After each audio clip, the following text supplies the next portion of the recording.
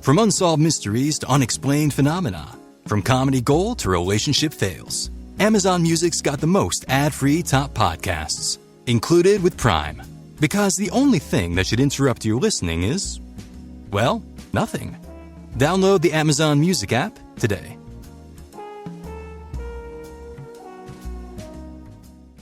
What is up? What is up? What the hell is up, my Dark Horse friends and family? Welcome back to another episode of the Dark Horse Entrepreneur Podcast. I am your humble host, Tracy Brinkmann, and today we're diving into something absolutely crucial for any business striving for success. That is the customer journey. So whether you're just starting out or you're already a seasoned entrepreneur, understanding and optimizing your customer journey can completely transform casual visitors into loyal cheerleading advocates. Sound a little exciting? It should be, because optimizing this journey can be a game changer for your business. First things first, though, let's break down the customer journey into 5 key stages. And those stages are awareness, consideration, purchase, retention, and advocacy. Now let's go through these one by one. Awareness. Now, awareness is where your potential customers first learn about your brand. This could be social media, online ads, word of mouth, or any number of the other channels that are out there. Then they move into consideration. In this stage, your prospects are doing their homework. They're researching you. They're checking you out. They're comparing your offerings with the offerings of others, and they're figuring out if you or your competitors are the right fit for their needs. Next is purchase. This is the moment where everything comes together and the magic happens. They make a decision to buy. But it's not just about a seamless checkout process. No. It's about making sure that they feel great about having purchased from you. And that moves us into retention. Congratulations, you got the sale, but it doesn't stop there, especially if you're an ethical dark horse entrepreneur like I believe you are. And that's where retention comes in. And retention is all about keeping your customers engaged and keeping them happy so they come back for more. Yeah? And that pulls us down into the final stage, which is advocacy. This, my friends, I believe this is the holy grail of the customer journey. This is when customers love your product or love your service so damn much that they're out there telling others about you. You, at that point, have turned them into your advocate.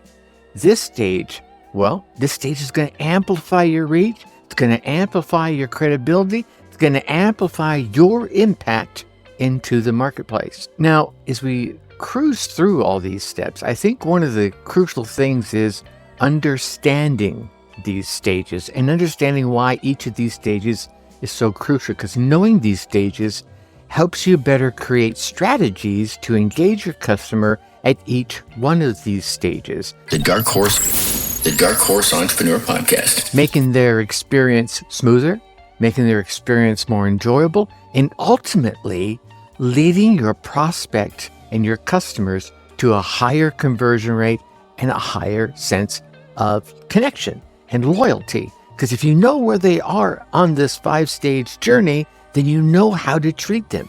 You know where what answers they need, what questions you need to answer, and what you need to do to move them to the next stage. You certainly aren't going to treat someone who's only in the awareness stage the same way you're going to treat someone in the retention stage. They haven't even bought from you yet. They need more information, right? You feel me? Okay. Now, let's talk about optimizing each one of these touch points, because each touch point is an opportunity to enhance the customer experience, like I just said, and move them closer to stepping onto the next stage. In awareness, for example, one of the key techniques you're going to use is creating compelling content. This is content marketing 101. You're going to start with things like high quality blog posts or eye-catching social media campaigns that address the pain points of your target audience.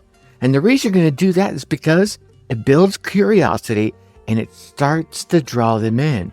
They're going to be like, oh, wait a minute. I'm going through that exact same issue. I'm feeling that pain. Do you have a solution for me?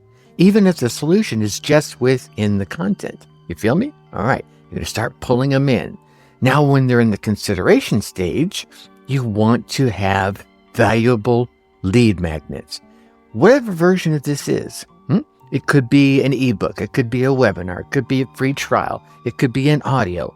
Any of these are there for one purpose, and that is to add value and help build trust. You want to show your potential customers that you're serious about solving that pain point, about solving their problem. Okay? Now, that's going to hopefully push them into the purchase stage. One of your key techniques you want to use here is, as I mentioned earlier, a streamlined checkout process. You want to make sure the purchase process is quick and intuitive. Don't make them search around the screen for the buy now button. Don't make them search around the screen for any options that they need to. And don't slide some upsells in there with an automatic checkbox. That's going to get them feeling, oh, he sneaked that in there. Yeah, right. Don't sneak those things in on them. The Dark Horse Entrepreneur Podcast. And of course, put in the obvious things. You want to use some testimonials. You want to use some guarantees to reduce that hesitation. You want to ensure that they feel confident about the decision that they are currently making and not have that buyer's remorse on the back end. And that moves you right into retention. And here, it's all about consistent follow-up. You want to send personalized thank you emails. You want to send them an email saying, hey, you just bought this. That's why you're getting this email. So you might see more emails from me as we go through this journey together. Offer them exclusive discounts for repeat purchases. Ask for their feedback. Check in with them. A lot of systems that are out there will let you know if they've used whatever product or service that you have sold them. And if they're not, check in and ask how come, okay? Show them that they're not just a number, that they're not just a cha-ching into your wallet, but instead that they are a valuable customer. All of this will lead right into advocacy. And I think the key technique going to be using here is encouragement and rewards for referrals. Create a referral program where satisfied customers are incentivized to spread the word about you, about your product, and about your service. Share success stories. Make them feel a part of your brand success. Build a community around everyone that is your customer. Here's something I want you to think about. Well, actually, I want you to remember this. This is not a set it and forget it kind of deal. This is a set it and review periodically kind of deal, because you are going to want to continually optimize based on feedback and based on evolving market trends. You may be getting the greatest feedback on the planet from your customers, but as new markets pop in and pop out, and as technology shifts those markets around, those trends move, sometimes you could be doing everything right, but your technology isn't keeping up with you, right? Or the market has shifted over here and you haven't shifted with them. So you're going to continually optimize based on feedback and evolving market trends. So you're going to have to engage with your customers. You're going to have to understand their journey, and you're going to have to refine your approach consistently. And at minimum, periodically. Go through it once a quarter and say, is everything doing okay? And if you start seeing your numbers fall off, sounds like a great signal to go back through and check all your touch points. Let me drop a little bit of whiskered wisdom here for you. Some quick tips on this. You're going to want to start by sketching out the stages of your customer journey. The 5 stages I mentioned earlier. And just as a quick reminder, those are awareness, consideration, purchase, retention, and advocacy. The Dark Horse Entrepreneur Podcast. So sketch those out, identify the key touch points in your business or in your service, and then evaluate your current performance in each one of those stages in your business's current state. Okay? Now, let's get out there and gather some feedback. Use surveys, reach out and talk to your customers, look at your customer reviews, go out there and do customer interviews, and get some feedback so that you can get a clear picture of what your customer is experiencing. Not what you think they are, but what they are actually doing. Implement some tools. Consider tools like a CRM. Maybe you have a software that has a CRM in it. Start leveraging it, right? Maybe you want to use a customer journey mapping tool like Lucid Chart or Microsoft Visio so that you could visualize and manage your customer journey even more effectively. It will be the taking of these steps that will give you a head start in creating your own seamless and your own optimized customer service experience, customer journey. Yeah? The quicker you understand and the quicker you map out your customer's journey, the sooner that you can start making the improvements that you need that are going to lead to the massive growth you want. Okay? Now, like I said, we're spending the whole week all about your core offering, and I think taking your customer on the journey, using the right optimization techniques and using the right activation techniques at the right time are going to be instrumental in your success. So let's recap, shall we? We discussed the 5 stages of the customer journey, and those are awareness, consideration, purchase, retention, and advocacy. Each stage is an opportunity to enhance your customer's experience and drive them closer and closer and closer to becoming that loyal cheerleading advocate that you so richly desire and deserve. And we also covered a few actionable tips and some key techniques that you can implement to optimize each touch point along that journey.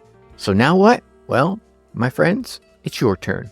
Start mapping out your customer journey now, right? Go ahead, hit pause. Go do that right now. But then you're going to want to identify those touch points that you have in your customer journey and start the optimization process. Start using the optimization techniques I already gave you. Go out and find some more. If you want me to drop another episode about this topic and give you some more optimization techniques, go ahead and reach out. Hit me with a reply. Hit me on Facebook, Instagram, wherever you see me out there. I'm on all the channels. And if you enjoyed this episode, well, of course, don't forget to subscribe to the Dark Horse Entrepreneur Podcast. We got 2 more days of a little bit of extra nuggets all around your core offer.